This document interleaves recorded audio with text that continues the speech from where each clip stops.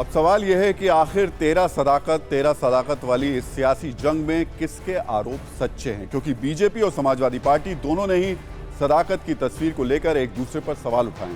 वो दोनों तस्वीरें एक बार फिर से हम आपको दिखाना चाहेंगे, जिसमें आपको पूरी बात आसानी से समझ में आ जाएगी। यहाँ हम आपको वो तस्वीरें दिखा देते हैं और उन दो तस्वीरों के जरिए कैसे ये पूरी की पूरी राजनीति चल रही है उसको समझिए। एक तस्वीर ये आरोपी सदाकत है और जो कि इस वक्त अखिलेश यादव के साथ तस्वीर शेयर की गई, ये बीजेपी की तरफ से शेयर की गई। और दूसरी तस्वीर इस आरोपी सदाकत की है, ये बीजेपी की विधायक है, उनके पति के साथ तस्वीर उसकी शेयर की गई। और समाजवादी पार्टी का ये भी आरोप है कि ये बीजेपी का सदस्य भी रह चुका है। जिस सदाकत खान को लेकर उत्तर प्रदेश में बीजेपी और एसपी एक दूसरे को सियासी तेवर दिखा रहे हैं, उसे एसटीएफ ने सोमवार को गोरखपुर से गिरफ्तार किया। दावा है कि सदाकत नेपाल भागने की फिराक में था, लेकिन उससे पहले ही कानून के लंबे हाथ उसके गिरेबां तक पहुंच गए। इसके बाद सदाकत ने पूछताछ में कई बड़े खुलासे किए।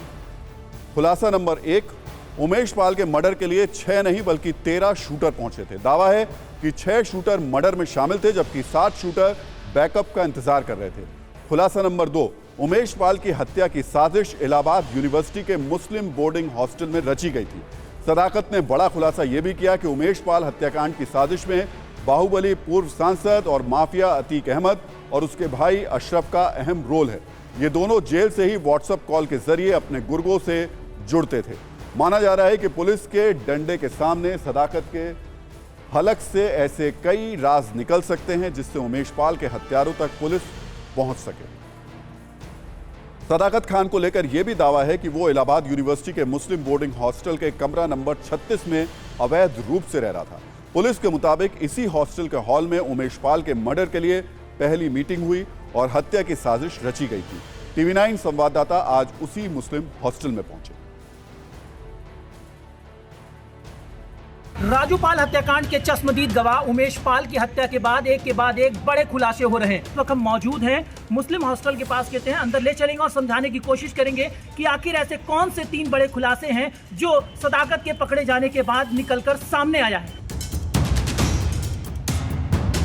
अब आगे चलते हैं और आपको दिखाते हैं वो 36 नंबर कमरा जहां पर सदाकत अली जो है वो यहां पर अवैध रूप से रहता था और LLB की पढ़ाई कर रहा है।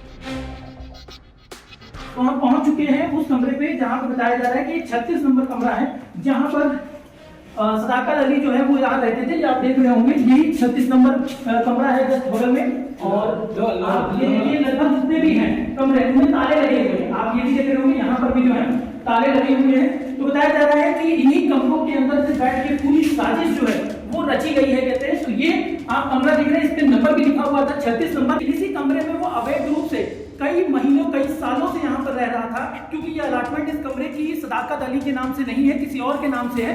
लेकिन यहीं से बैठ के पूरी भूमिका की साजिश रची गई और यहीं से बदमाश निकलने के बाद इस पूरी वारदात को अंजाम दिए हैं। सबसे अहम चीज जो आपको बताने जा रहे हैं हम कि ये बगल में 36 नंबर कमरा था, उसके बगल में ये हॉल है। बताया जा रहा है कि इस हॉल के अंदर पहली पूरी मीटिंग की गई है, यहाँ पर जितने भी लोग यहाँ मौजूद थे जिनको वारदात को अंजाम देना था वो यहाँ पर मौजूद थे। यहाँ पर पूरी प्लानिंग हुई, पूरी बातचीत हुई। बातचीत के बाद कमरा नंबर 36 जो बगल का कमरा है जिसको पुलिस प्रशासन ने सील कर दिया है,